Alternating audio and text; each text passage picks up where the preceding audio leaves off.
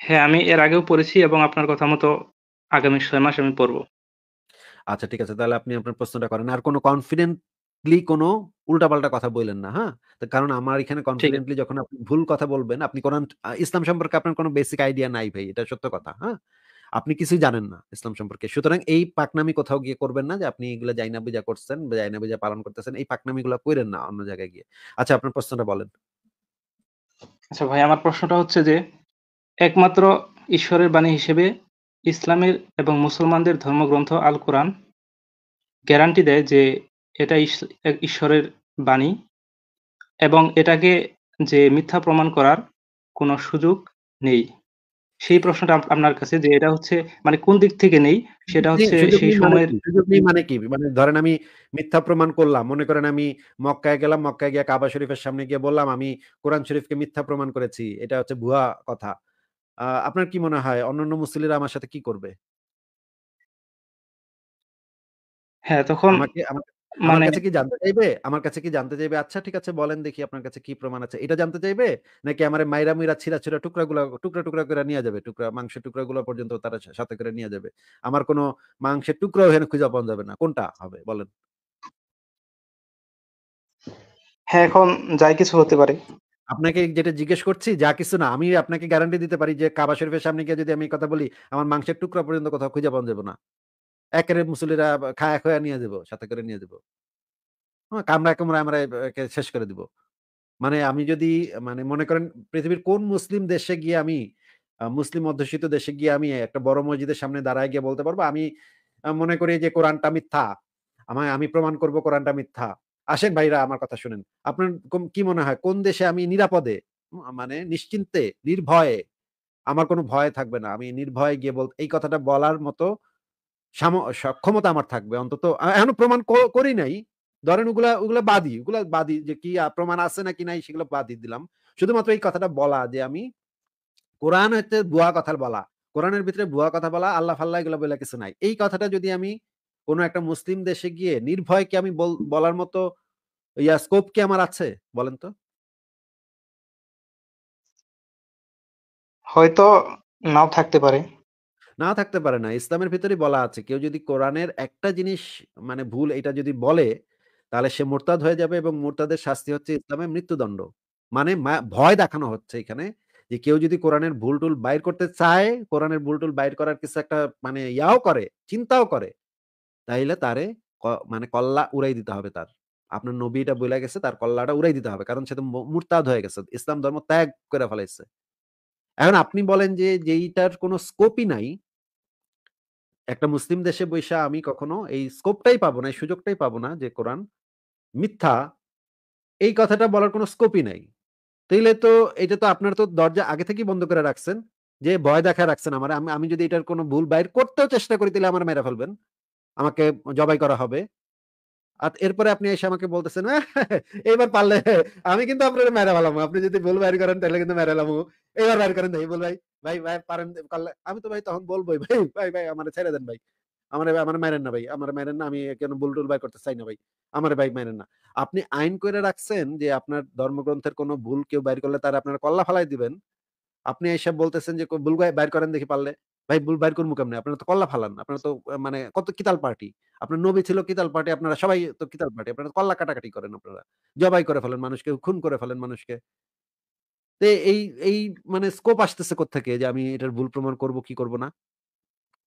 আর ২ নম্বর আচ্ছা কথা ভাই, হচ্ছে ২ নম্বর কথা হচ্ছে একজন অন্ধবিশ্বাসী মানুষ যখন অন্ধবিশ্বাস করে তখন তো তাকে যদি আমি ভুল ধরায়ও দেই সে তো এটারে মানবে না তো, ভুল হিসেবে মানবে না তো। মনে করেন একজন হিন্দু যে অন্ধবিশ্বাসী হিন্দু, এক্কারে মানে কৃষ্ণ ভক্ত, অন্ধ কৃষ্ণ ভক্ত। তার আমি যতই বুঝাই না কেন যে কৃষ্ণ হচ্ছে ভুয়া, কৃষ্ণ হচ্ছে এগুলা হচ্ছে ভুয়া কথা। সে কি কখনো মানবে এগুলা? আমি যদি তাকে দেখায়ও দেই যে এই জিনিসগুলা খারাপ, এই জিনিসগুলা সমাজের জন্য খারাপ, এই জিনিসগুলা ভুল কথা বলা আছে। সে কি কখনো মানবে? অন্ধবিশ্বাসী মানুষ তো কখনো মানে না এই জিনিসগুলা।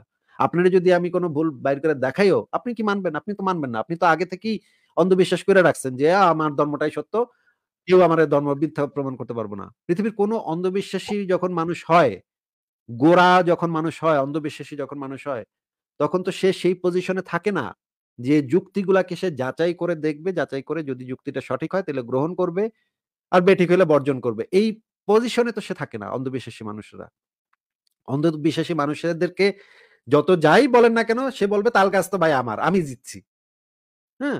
এটা যেকোনো অন্ধবিশ্বাসের ক্ষেত্রে প্রযোজ্য। মনে করেন আপনি দেওয়ানবাগী পীর সাহেব, বাংলাদেশে দেওয়ানবাগী পীর সাহেব আছে। সেই পীর সাহেব আপনারা এসে বলল, "দেওয়ানবাগী পীর সাহেব যে আল্লাহর ওলি না এটা আপনি প্রমাণ করতে পারলে প্রমাণ করেন।" আপনি তখন ধরেন একটা প্রমাণ দিয়ে দিলেন যে এই দেওয়ানবাগী পীর সাহেব ভন্ড। এ তো লুচ্চা বদমাইশ এ বেটা একটা টাউট বাটপার। এটা আপনি প্রমাণ করে দেখাইলেন তাকে।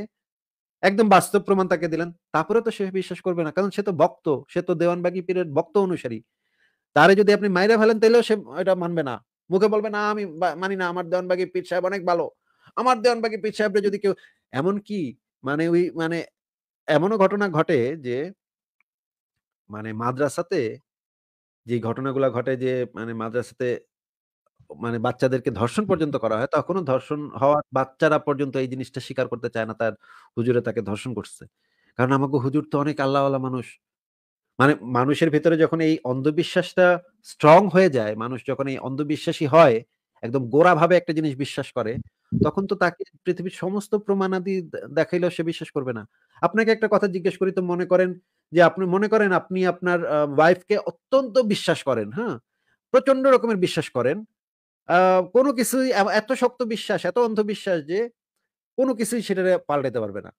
এখন যদি আপনি জানতে পারেন আপনার বউ আরেকজনের সাথে পরকীয়া প্রেম করে এরকমের একটা অন্ধবিশ্বাসী মানুষ কি কখনো এটা মানবে যে হ্যাঁ, আমার বউ মানে পরকীয়া প্রেম করে? এটা কি মানবে? নাকি সে তার জায়গাতেই থাকবে? যত প্রমাণই আসুক আমি আমার বউরই অন্ধবিশ্বাস করি। এটা এই পজিশনে থাকবে। কোনটাতে থাকবে বলেন তো?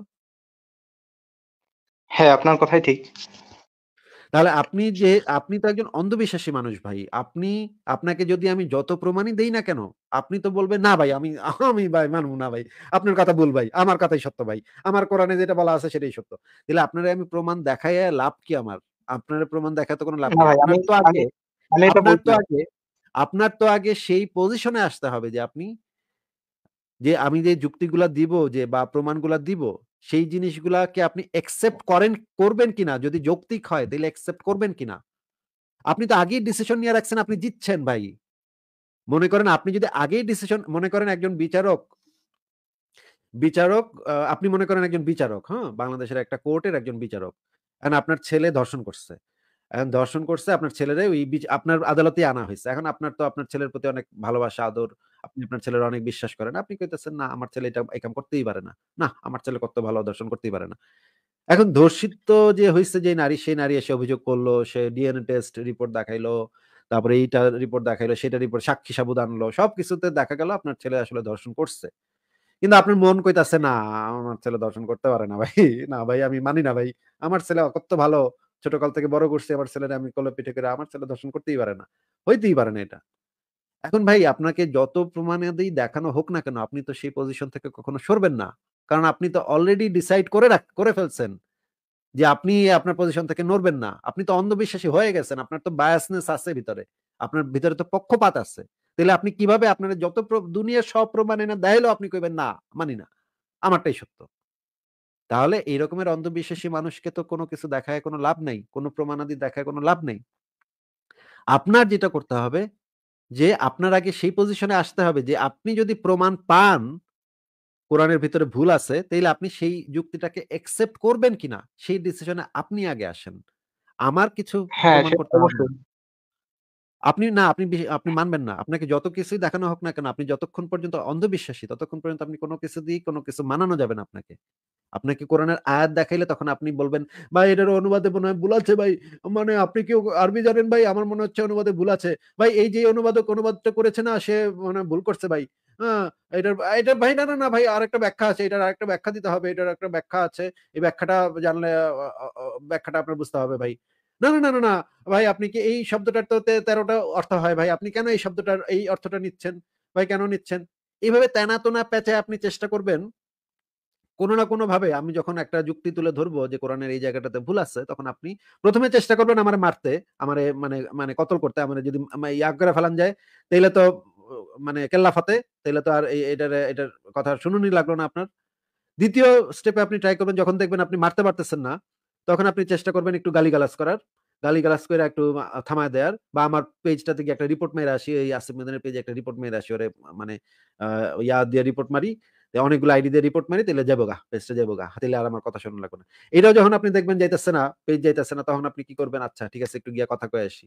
তখন আপনাকে যখন আ এই যুক্তিগুলো আমি দিব, তখন তো আপনি তো অন্ধবিশ্বাস অলরেডি ডিসিশন নিয়ে রাখছেন। তাইলে আপনারে আমার দিয়া লাভ কি ভাই? আপনার তো এই পজিশনটাতে আসতে হবে যে আপনি যুক্তি বুঝবেন বা যুক্তি এনালাইসিস করবেন। আপনার তো একটা আনবায়াসড আ স্টেট এ থাকতে হবে আপনার সাথে আলোচনা করতে হইলে। আপনি তো একটা বায়াসড স্টেট এ আছেন এখন। আপনাকে আমি কি যুক্তি দেখাবো বলেন? আপনি তো তখন নানা তেনাবাজি কইরা নানাভাবে চেষ্টা করবেন এইটারে সঠিক প্রমাণ করার। অনুবাদের কিছুক্ষণ অনুবাদ নিয়া উল্টাপাল্টা করবেন। কিছুক্ষণ বলবেন এটার অন্য ব্যাখ্যা আছে। এটা বলতে এটা বুঝানো হয়নি, এটা বলতে সেটা বুঝানো হইছে। এটা এমন না, এটা এমন না, এটা দেখন লাগবে, এটার তাফসীর দেখন লাগবে, এটার ব্যাখ্যা দেখন লাগবো। ইত্যাদি, ইত্যাদি নানাভাবে যেটা অন্য ধর্মের লোকেরাও একই কাজ করে। অন্য ধর্মের ধর্মগ্রন্থ থেকে যখন আপনি তাদেরকে ভুল একটা জিনিস দেখায় দিবেন, "দেখ ভাই, তোর ধর্মগ্রন্থে এই সমস্ত খাইস্টা, খাইস্টা কথা লেখা আছে। দেখ ভাই, দেখ এই যে" তখন সে নানাভাবে ব্যাখ্যা-ট্যাখ্যা করব। এটার মানে এটা না, এটার মানে ওইটা, এটার মানে সেইটা। আপনি বুঝেন, এটা বুঝেন। আপনি তো ভাই এই ধর্ম সম্পর্কে কিছুই জানেন না ভাই। আপনি তো মানে মনে করেন একজন হিন্দুরে আমি বললাম। সেও বলবে, "ভাই আপনি তো আমার ধর্ম সম্পর্কে কিছুই জানেন না ভাই। আপনার জ্ঞানের অভাব আছে। আপনি এটা জানেন, ওইটা জানেন।" এগুলা নানাভাবে তেনা-তেনা পেঁচায় সে চেষ্টা করবে তার ধর্মটাই যে সত্য এটা প্রমাণ করার। এটা তো ভাই সব ধর্মের মানুষের একই চরিত্র। আপনি তো তার থেকে আলাদা কিছু না ভাই। এখন আপনি আমাকে যেই মানে গ্যারান্টি দিচ্ছেন যে কোরআনে কোনো ভুল নাই। গ্যারান্টি আপনি দিতে পারেন। আপনি বিশ্বাস করেন যে ওইটা আপনার ধর্মগ্রন্থটা এই একই কথা হিন্দুরাও বলবো আইসা, খ্রিস্টানরাও বলবো আইসা, সবাই বলব। এবং যখন তাদেরকে ভুল দেখাইতে নিব তখন তারা তো মানবে না তো ভুলটা। তাইলে মানে কারণ এরা তো অন্ধবিশ্বাসী। আমি তো সেই অন্ধবিশ্বাসী অবস্থানে নাই। একসময় ছিলাম, যখন আমি মুসলিম ছিলাম তখন ছিলাম। এখন তো আর নাই। এখন তো আমি সবগুলো যাচাই করে দেখছি। সবগুলো নিজে পড়ে দেখছি। নিজে যুক্তি দিয়ে চিন্তা করে আচ্ছা দেখছি। ভাই, চিন্তা করে ত্যাগ করছি। এখন প্রশ্ন করবো ভাই একটা। হ্যাঁ, বলেন। ভাই প্রশ্ন হচ্ছে যে কোরআন যে একটা সাহিত্য, কোরআন যে একটা কাব্য, এটা কি আপনি বিশ্বাস করেন? কোরআন কোনো হ্যাঁ, কোরআন ওই সময় যেই কালচারটা ছিল যে ওই সময় কাবা শরীফের উপরে বিভিন্ন মানে লোকজন একটা সাহিত্যের চর্চা ছিল। আরবে ওই অঞ্চলে সেই সময় একটা সাহিত্যের কবিতার চর্চা ছিল। অনেক বড়, বড় কবি ওখানে ছিল। অনেক বিখ্যাত, বিখ্যাত কবি ওখানে ছিল। হ্যাঁ, হ্যাঁ। সেই সময় একটা হ্যাঁ ভাই, কবিতার এখন যে আমার কালচার ছিল, সেই কবিতার কালচারের ভিতর দিয়ে নবী মোহাম্মদ বড় হইছে সেখানে। এবং তার আশপাশের লোকেরাও সেই কালচারের ভিতর দিয়ে বড় হইছে। যখন একটা বাচ্চা যখন একটা কালচারের ভিতরে বড় হয় তখন স্বাভাবিকভাবেই তার ভিতরে সেটার প্রভাব পড়ে। একজন মানুষ যখন একটা নাটকের পরিবেশের ভিতরে বড় হবে মনে করেন একটা আ ফ্যামিলি যে ফ্যামিলিতে বাবাও নাটকের অভিনেতা, মাও নাটকের অভিনেত্রী, তারপর দাদাও নাটকের অভিনেতা, দাদিও নাটকের অভিনেত্রী, আ চাচা হইলো নাটকের পরিচালক, তারপরে ছোট বড় ভাই হইলো গিয়ে নাটকের সঙ্গীত মিউজিশিয়ান। এরকমের যখন একটা নাটকের পরিবেশ, সেইখানে সেই পরিবেশে যখন একটা বাচ্চা জন্ম নিবে এবং আস্তে, আস্তে বড় হবে, ছোটবেলা থেকে এই জিনিসগুলা দেখে, দেখে বড় হবে যে তার মা ডায়ালগ করতেছে, তার বাবা ডায়ালগ করতেছে, তার এ সেটা করতেছে, সে সেটা করতেছে। এগুলা দেখে, দেখেই তার ডেভেলপমেন্টটা হবে। তখন স্বাভাবিকভাবেই তার ভিতরেও এই রকমের অনেক কিছু চলে আসবে। সেও ছোটবেলা থেকে আয়নার সামনে দাঁড়ায় একটু অ্যাক্টিং করবে, একটু এরকম করে তাকাবে, এরকম করে অঙ্গভঙ্গি করবে এবং একটা ডায়ালগ দিবে। মনে করেন শাহরুখ খানের একটা ডায়ালগ সে হাত এরকম ইয়া করে দেয়ার চেষ্টা করবে। এটাই এটাই স্বাভাবিক ব্যাপার। এই মক্কায়ও সেই সময় একটা কবিতার চর্চা ছিল। কবিতার আসর বসত। ২ কবির লড়াই হইতো, কবিতার লড়াই হইতো। আমাদের দেশে যেরকম এই যে ইসের লড়াই হইতো একসময়। এইটা মক্কার একটা কাবার একটা কালচার ছিল। প্রাচীন পৌত্তলিক কালচার ছিল। সেই কালচারে নবী মোহাম্মদ বড় হইছে। সুতরাং এই সাহিত্য তার মাথায় সাহিত্যিক কোনো আসা এটা তো কোনো অস্বাভাবিক বিষয় না। এটা তো খুবই স্বাভাবিক বিষয় যে এই পরিবেশে বড় হইলে সাহিত্যের ছন্দে, ছন্দে সূরা নাসের মতো একটা ছন্দে, ছন্দেই একটা কথা বলবে। হ্যাঁ? এই যে এই সূরা নাসের যে ছন্দগুলা আছে, শেষের দিকে যে ছন্দগুলা আছে, সেই ছন্দের মতো করেই কথা বলবে। এটা স্বাভাবিক। আবার তার মানে এটা না যে মানে একটা বইয়ের ভিতরে সাহিত্য গুণ আছে কিছু বা ছন্দ কিছু ছন্দে, ছন্দে মিলে। যদিও সাহিত্য গুণ এটাকে বলে না। এই ছন্দে, ছন্দে মেলা এটা হচ্ছে সাহিত্য মান হিসেবে খুবই নিচু শ্রেণীর সাহিত্য। এই যে ছন্দে, ছন্দে মেলা। আ সূরা নাস যেরকম এই যে এইটার যে ছন্দ এটা হচ্ছে খুবই নিম্নমানের সাহিত্য। যদি আপনি আ সাহিত্যের ছাত্র হন তখন আপনি এটা বুঝতে পারবেন যে এটা খুবই নিম্নমানের সাহিত্য। কিন্তু তারপরেও ধরে নিচ্ছি সেই সময়ের সাহিত্য, সেই তৎকালীন সময়ে। এই সময়ে তো এটা সাহিত্য হইতেই পারে এবং সাহিত্য কোনো একটা জিনিসের ছড়ায় মিল আছে সেটার দ্বারা তো এটা প্রমাণ হয় না যে এটা আল্লাহ লিখছে বা ঈশ্বরে লিখছে। এইটা কিভাবে আপনি মানে বুঝলেন? আচ্ছা আপনাকে আমি একটা প্রশ্ন করি বলেন তো যে আপনি কিভাবে বুঝলেন যে এটা আল্লাহ লিখছে? শাহজালাল?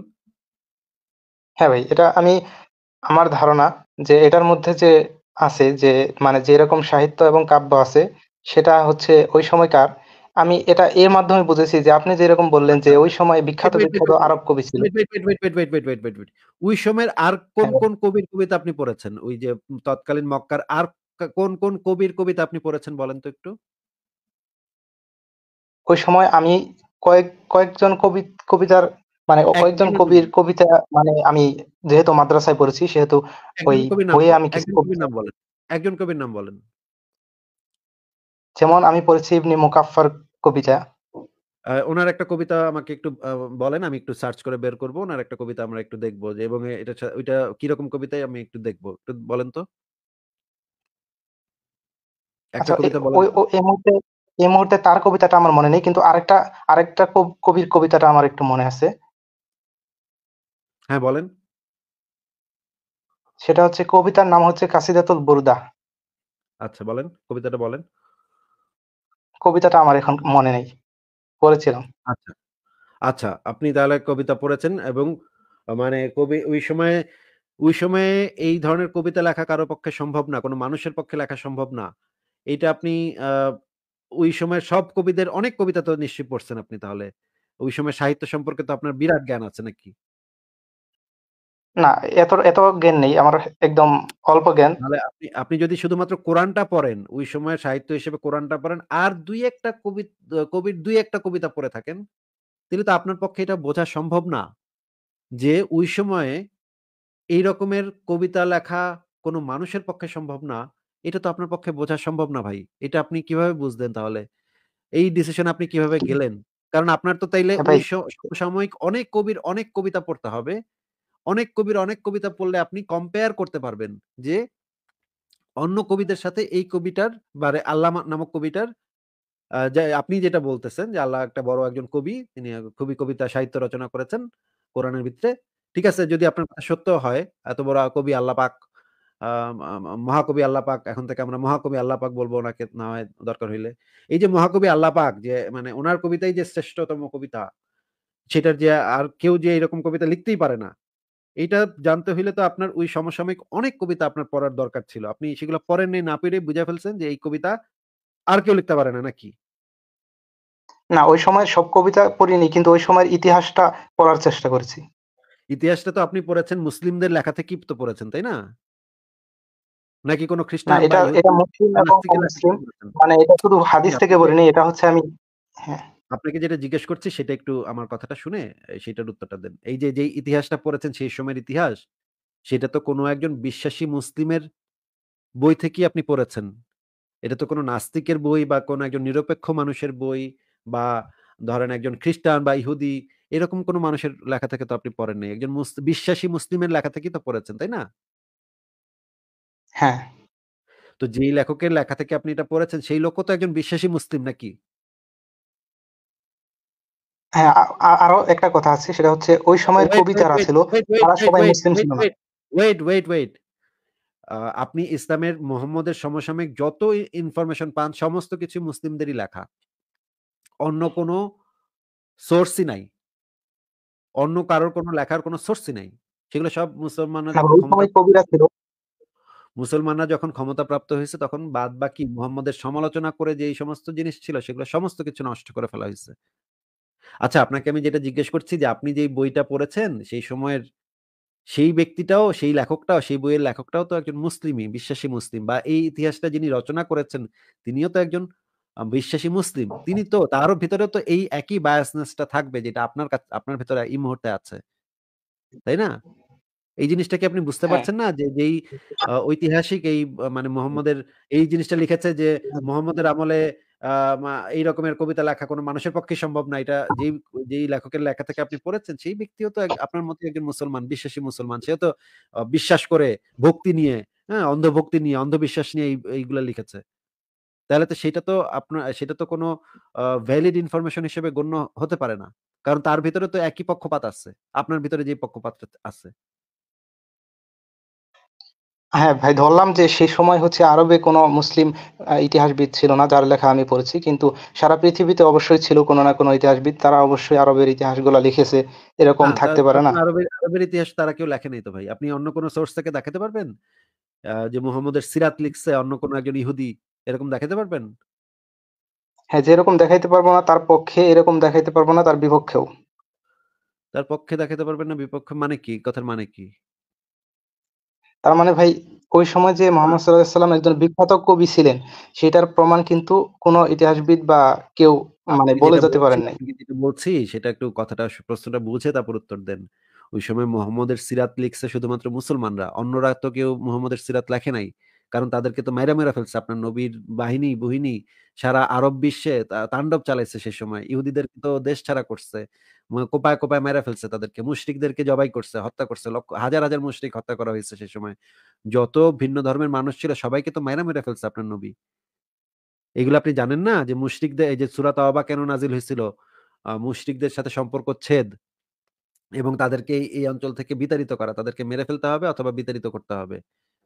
তারপরে এরপরে তো সমস্ত মানুষকে তো তখন কতল করে ফেলছে আপনার নবী। বনু কুরাইজা, বনু কায়নুকা এরকম অনেকগুলা ইহুদি গোত্রকে তো সমূলে উচ্ছেদ করছে নবী। একদম এ এ আ ৮০০ থেকে ৯০০ মানুষকে এক রাত্রে জবাই করে ফেলছে আপনার নবী। বনু কুরাইজা গোত্রের আ ৬০০ থেকে ৯০০ মানুষকে একদিনে হত্যা করা হয়েছে এবং বড় একটা মদিনা বাজারে বড় একটা গর্ত খুঁড়ে সবাইকে একসাথে কবর দিয়ে ফেলছে সেখানে। যারাই মুহাম্মদের বিরোধিতা করছে, যারাই বিশ্বাস করতে চায়নি তাদের সবাইকে মেরে ফেলছে আপনার নবী এবং তার সাহাবীরা।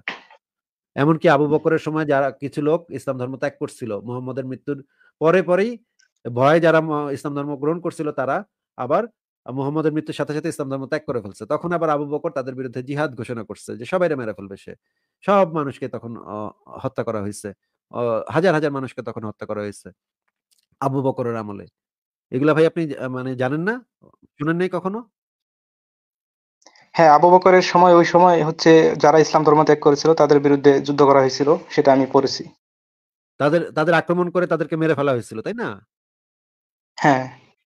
তাহলে তাহলে যে এই যে মানে মুহাম্মদের সমালোচনাগুলা তো তাইলে উধাও হয়ে গেছে, তাই না? মুহাম্মদের যারা সমালোচনা করেছিল বা যারা সেই সময় মনে করেন লাত, মানাত, উজ্জা দেবীর প্রশংসামূলক কবিতা লিখত, সেই কবিতাগুলো তো এখন আর পাওয়া যায় না। কারণ সেগুলো তো মুসলমানরা পোড়ায়-টোড়ায় ফেলছে। তাই না? হ্যাঁ, কিন্তু লাত, মানাত, হ্যাঁ, উজ্জা, পোড়ায় ফেলতে লাত, যদি মানাত, আপনার উজ্জা কথা মেনে নেবে, পোড়ায় বলছে। আচ্ছা। কথাটা শুনে উত্তরটা দেন। লাত, মানাত, উজ্জা আচ্ছা সেই বল। সময় ৩ প্রধান দেবী ছিল, তাই না? মক্কার। হ্যাঁ, ওই সময় ছিল। এই ৩ দেবীকে প্রশংসা করে হাজার কবিতা তো সেই সময় লেখা হইতো।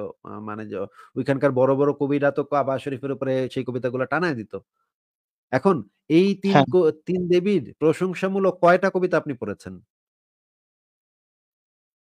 না, সেইগুলা আমাদের মানে পাঠ্য বইয়ে অন্তর্ভুক্ত করা ছিল না। তবে তাহলে আপনি সেগুলো কম্পেয়ারটা অবশ্যই করবেন থাকার কিভাবে? কথা। মনে করেন মোহাম্মদ একটা কবিতা লিখছে আল্লাহর প্রশংসা করে। আর আ অমুক আরেকটা কাফের সে লাত দেবীর প্রশংসা করে বা হুবাল দেবতার প্রশংসা করে আরেকটা কবিতা লিখছে। এখন এই কবিতা ২ টা আমরা পাশাপাশি রাখলে আমরা বুঝতে পারবো যে মুহাম্মদের যে কবিতাটা লেখা আনছে সেটা কি আসলে মুহাম্মদই লিখছে নাকি আল্লাহ লিখে দিছে? আর এই যে ওই কাফের বেটা যেই মানে কবিতাটা নিয়ে আসছে, এই বেটায় যে কবিতাটা লিখছে সেটার সাথে এটা সাহিত্য মান কতটুকু ম্যাচ করে। এই জিনিসটা আমরা তখন যাচাই করে দেখার একটা স্কোপ থাকবে। কিন্তু আপনি তো লাত, মানাত, উজ্জা এই প্রধান ৩ দেবী বা হুবাল দেবতা এদের সম্পর্কে কোন প্রশংসামূলক কবিতাই আপনি পড়েন নাই। পড়েছেন ভাই? না, এদের সম্পর্কে আমি পড়িনি। তাইলে আপনি কম্পেয়ার টা করবেন কিভাবে? যে এই কোরআনের সাহিত্য মানটা যে শ্রেষ্ঠ এবং এটা যে শুধুমাত্র আল্লাহ পাক দ্বারাই লিখিত হইতে পারে, এটা আপনি কম্পেয়ার না করলে আপনি বুঝবেন কিভাবে? এটা কিভাবে বুঝেছি সেটাই বলতেছি। সেটা হচ্ছে ভাই, ওই সময় যেহেতু একটা কাব্যের যুগ ছিল, একটা সাহিত্যের যুগ ছিল। ওই সময় অবশ্যই মানে কোরআনটা হচ্ছে এসেছে, মানে সেগুলার একটা প্রতিপক্ষ হিসেবে, মানে যদি এর মান নিম্নমানের হয় অবশ্যই প্রতিপক্ষ হিসেবে মানে নিয়ে আসা যাবে না সেটাকে, তাই না? না, সেটা তো আপনি এখন বর্তমান সময়ে ইসলামের ইতিহাস পড়ে এটা বলতেছেন। কিন্তু এমন যদি এরকম হইতো যে কাফেররা জিতে গেছে। মুহাম্মদরে মাইরা ফেলছে বা কাফেররা জিতে গেছে। এরকম যদি হইতো তাহলে কাফেররা তো তাদের মতো করে ইতিহাস রচনা করত। তাই না? যেই পক্ষ জেতে তারাই তো হিস্ট্রি গুলা তো তারাই লেখে নাকি? হ্যাঁ ভাই, হিস্ট্রি গুলা তারাই লেখে, কিন্তু আমরা যদি এই যে এখন এইদিকে দেখি শুনেন, আমাদের বাংলা অথবা আমাদের কথাটা একটু শুনে নেন, কথাটা একটু শুনে নেন। যদিও এখন সেই সময় যদি কাফেররা মনে করেন মুহাম্মদকে মেরে ফেলছে এবং সব মুসলিমদেরকে মেরে বিনাশ করে দিছে একদম, হ্যাঁ? তখন তো আপনি যেই বইগুলা পড়তেন তখন বইতে লেখা থাকতো যে সেই সময় একটা মিথ্যা নবী বেরিয়েছিল, নাম হচ্ছে মোহাম্মদ। আসলে সে একটা লুচ্চা ছিল, একটা ধর্ষক ছিল, একটা খুবই খারাপ লোক ছিল, নিকৃষ্ট মানুষ ছিল। এই বেটা কিছু হাবিজাবি হা, হা, হা কিছু কবিতা লিখছিল। আল্লাহর নামে কিছু কবিতা আনছিল। কিন্তু এগুলো আমরা একদম মানে ওরে বেরে দিছি। একদম জায়গা মতো বেরে দিছি ওর। হ্যাঁ? এক্কেবারে উড়াই দিছি। হ্যাঁ? ওকে শাস্তি দেওয়া হইছে। ওকে একদম করে দেওয়া হইছে। ওর কবিতা-টবিতা সব আমরা পুড়ায়-টুড়ায় ফেলছি। তো আমাদের যে মানাতুজ্জা দেবীর এখন কবিতাগুলো আছে সেগুলোই হচ্ছে শ্রেষ্ঠ কবিতা। আর মোহাম্মদ যেগুলো লিখছিল সেগুলো হচ্ছে নিকৃষ্ট কবিতা। এইজন্য ওদেরকে আমরা পিটায় মেরে ফেলছি। এরকম কিছু একটা ইতিহাস বইতে আপনি এরকম কিছু একটা হয়তো পাইতেন তখন। তখন এই বইটা হ্যাঁ পইড়া ভাই, তো তখন সবাইকে আপনি মেরে ফেলো ভাই। পর্যটক আছে যারা হচ্ছে ওই দেশে কোনো সময় গিয়েছিল, তারা তো অবশ্যই বেঁচে গিয়েছে, তাই না ভাই? তাহলে আপনি আমাকে এরকম একটা পর্যটকের দেখান যারা হচ্ছে গিয়ে ইসলামের বিপক্ষে ছিল।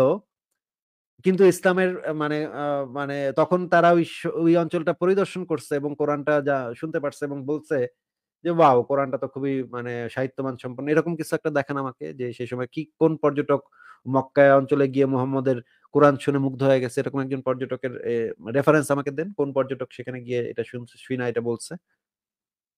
ভাই ইসলাম সে থেকে দিলা পর্যটকটা যদি ইসলাম হ্যাঁ ভাই, থেকে সে দিলা হবে না? পর্যটকটা যদি থেকে থাকে, ভাই কোন ইসলাম থেকে দিলা পর্যটকটা হবে। যদি থেকে থাকে তাহলে সে অবশ্যই কোনো মানে ইসলাম ধর্ম গ্রহণ করে নাই, তাই না? যেহেতু সে অন্য জায়গা থেকে গিয়েছিল। হ্যাঁ, সেটাই তো হওয়ার কথা। সে হয়তো কাফের কিন্তু সে বলতেছে যে, "আমি কাফের কিন্তু কোরআনের সাহিত্য মানে আমার খুব ভাল লাগছে।" সে মানে সাহিত্য আসলে খুব ভালো। আমি যদি এটা বিশ্বাস-টিশ্বাস করি না, আ কি ইসলাম-টিসলাম ওরা কি কয় এগুলো বিশ্বাস-টিশ্বাস হয় না আমার। কিন্তু ওর লেখাটা সাহিত্য খুবই ভালো ভাই। সাহিত্য খুব ফাটাফাটি। হ্যাঁ? শুইনা আমার খুব ভাল লাগছে। সাহিত্য মান অত্যন্ত উন্নত। এইটা অন্তত কোনো একজন পর্যটক মোহাম্মদের কাছ থেকে এরকম কিছু একটা শুইনা এরকম বলছে। এরকম কি কোনো রেফারেন্স আপনার কাছে আছে? ভাই যেহেতু যেহেতু পক্ষে বলে নাই, যেহেতু সে ইসলাম না মানে মুসলিম না, কিন্তু সে বিপক্ষেও কিন্তু বলে নাই, এরকম প্রমাণও কিন্তু পাওয়া যায় না। না, মানে আপনাদের তো সবকিছুই তো পক্ষে। আপনার যে দলিল প্রমাণ সবকিছু তো পক্ষে। আপনি না এইমাত্র বললেন কোন পর্যটক এখানে গেছে। এই পর্যটকের কোন হদিস তো আপনার কাছে নাই, তাই না? নাকি আছে? আপনি না, এইমাত্র একটা ওই রকম পর্যটক পর্যটকের ভাই আপনি না না এইমাত্র ওইরকম একজন পর্যটকের কারো পর্যটকের না কথা জানা তো আমি নেই। তুলি নাই। পর্যটকের কথা তো আপনি তুলছেন। এখন আবার পিছায়া যাচ্ছেন কেন? মানে হুদাই কেন তেনা পেঁচাচ্ছেন? না ভাই, আপনি তো আমি একটা পর্যটক। বিভিন্ন ইতিহাসে মানে জানা ভারতীয় উপমহাদেশ এবং বাংলার সবসময় কিছু না কিছু মানে পর্যটক থাকে যাদের বিবরণী থেকে আমরা ইতিহাস জানতে পারি। সেটা আমাকে দেখান কোথায় কোন পর্যটক কি কইছে এই কোরআন সম্পর্কে গিয়া ওইখানে? এরকম কিছু আছে আপনার কাছে? না ভাই, সেটাই আপনার কাছে জানতে চাচ্ছি। এরকম কি কোনো বিপক্ষে কেউ বলছে? মানে যে বিপক্ষে মোহাম্মদ সাল্লাল্লাহু আলাইহি ওরা সাল্লাম তো বিখ্যাত ঢুকতেই কবি পারবে না ছিলেন। ওদিকে। ওদিকে তো ঢুকতেই পারবে না। ওইখানে কোপাকুপি করতেছেন আপনারা আপনাদের দিনী ভাইরা কোপাকুপি করতেছে। ওখানে ঢুকবে কেমনে? আশ্চর্য কথা। না কিন্তু আপনারা এটা তো আপনারা অবশ্যই তো জানার কথা যে একজন আপনারা তো বিখ্যাত সব কবি ছিলেন আপনারা মোহাম্মদ সাল্লাল্লাহু আলাইহি ওয়াসাল্লাম। আপনারা তো সব মানুষকে মাইরা ফেলছেন তখন। আপনার নবী এবং সব মানে তার সাহাবীরা সমস্ত ইহুদি, নাসারা তারপরে খ্রিস্টান এদের সবাইকে মাইরা একাকার করছে।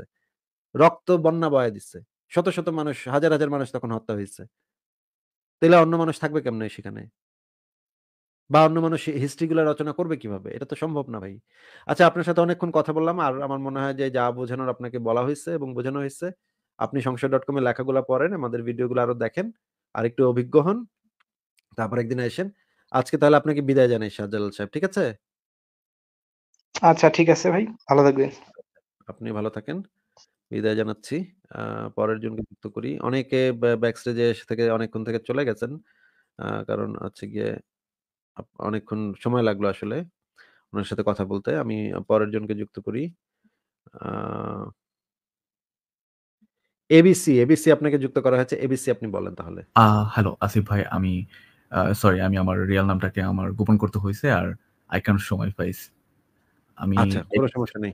বলেন। আচ্ছা, আমি একটা বিষয় জাস্ট রিকোয়েস্ট করতে এখানে আসছি। সো আমি আসলে একটা কোয়েশ্চেন অনেককে আস্ক করছি অ্যাবাউট দ্য জিন, রাইট? একটা জিন জাতি নিয়ে একটা ফ্যাসিনেশন, একটা একটা কি বলবো? একটা মানে আমাদের কোরআনে অথবা ইসলাম ধর্মে এটা নিয়ে অনেক কথা বলা আছে, রাইট? সো যেহেতু স্রষ্টা যার কথা বলা হইছে আল্লাহ, তিনি যেহেতু জিন এবং মানুষ জাতি উভয়কে সৃষ্টি করছেন তার ইবাদত করার জন্য। সো মোহাম্মদ তার জীবনের বিশাল অংশ শুধু মানুষকে হেদায়েত করার জন্য মানে পার করলেন এবং জিনদেরকে কিছুই বলতে হলো না যে মানে তারা শুধুমাত্র মানে মোহাম্মদকে পেয়ে সাথে ইসলাম ধর্ম গ্রহণ করলেন। তাদের সাথে কোনো যুদ্ধ করতে হলো না, কিছুই করতে হলো না। ব্যাপারটা খুবই হাস্যকর। আমি জাস্ট একটা রিকোয়েস্ট করব এই বিষয়ে যদি আপনারা কিছু বলেন। এগুলো নিয়ে অনেক কিছু বলা হয়ে গেছে ভাই, অনেক আলোচনা হয়ে গেছে। জিন নিয়ে অনেক হাসাহাসি, অনেক ঠাট্টা মশকরা, এটা অনেক খুবই কিছু হয়ে গেছে। আমার কাছে মনে হয় এটা সাধারণ মানুষ আসলে এই বিষয়টা নিয়ে ভাবে না। কারণ মানে এটা সাধারণ একটা ব্যাপার। এটা খুবই লজিক্যাল একটা ব্যাপার যে মানুষ একটা জাতি, জিন একটা জাতি হয়। তাহলে মানুষকে ইসলামের পথে আনতে হলে এত কিছু করতে হইলো। বাট জিনরা জাস্ট বাই ডিফল্ট জাস্ট কেমন কিন্তু কিন্তু জিনদের ভিতরে নাকি আবার হিন্দু-টিন্দু আছে। তোরা মানে ওরা তো জানে যে ওরা জিন, তাই না? হ্যাঁ, সেটাই খুব হাস্যকর। আর কোন এটা লজিক্যাল খুবই মানুষ হাস্যকর না? যে কখনো ওরা জিন জানে যে দেখতে ওরা জিন এবং এই জিনের কথাই কোরআনে লেখা আছে কিন্তু ওরা হিন্দু। এটা রাইট। কোনো সেন্স মেক করে? কোন সেন্স মেক করে না। This is just bullshit. আর কোন লজিক্যাল মানুষকে এখন পর্যন্ত জিন দেখা দিল না। That is very funny. আমি অনেকদিন ধরে জিন ডাকতেছি। কোন জিন আমার সাথে দেখা করল না এখন পর্যন্ত। জিন সো স্যাড। ডাকার যে পদ্ধতি সেটা আমাকে মানে শিখায় দিলে আমিও ডাকতে পারি। আশুক আমার সাথে একটু না, আমাকে শেখার বলছে ওই যে কি একটা ছোরা আছে ওইটা ইয়ে করতে। So I tried several time. আমিও ছোটবেলায় ট্রাই করেছিলাম। উল্টা দিকে পড়লে আয়াতুল কুরসি উল্টা ভাবে পড়লে নাকি কি আসে, কি না কি হয়। ট্রাই করছিলাম, কিচ্ছু আসে নাই। তারপরে হাসাহাসি করেছিলাম। ঠিক আছে। হ্যাঁ, হ্যাঁ, বলেন, বলেন ভাই। হ্যাঁ, সেটাই বলতেছিলাম যে আসলে আমার মতো আমারও অনেক ফ্রেন্ড সার্কেল আছে যারা এই ব্যাপারটা নিয়ে একটু কনফিউজড। তো আমার কাছে অনেকেই আছে মনে বলতে পারতেছে না। If you could say something like আমি আপনার ভিডিওগুলো অনেকদিন ধরে ফলো করতেছিলাম। হয়তো আমার চোখে তাইলে পড়ে নাই। আমি হয়তো আরেকটু সার্চ করতে হবে about this topic. That was a ঠিক রিকোয়েস্ট। আছে। ঠিক আছে ভাই, আমরা এগুলো নিয়ে আরো আলোচনা করব। যদি মানে মানে মুমিনরা এসে তো আসলে জিজ্ঞেস করলে তখন সেগুলো নিয়ে আলোচনা করা যায়। কিন্তু আমরা আলোচনা করলে জিনিসটা আসলে ভালো দেখায় না। এজন্য আমি রাইট, রাইট। সাধারণত এটা করি না।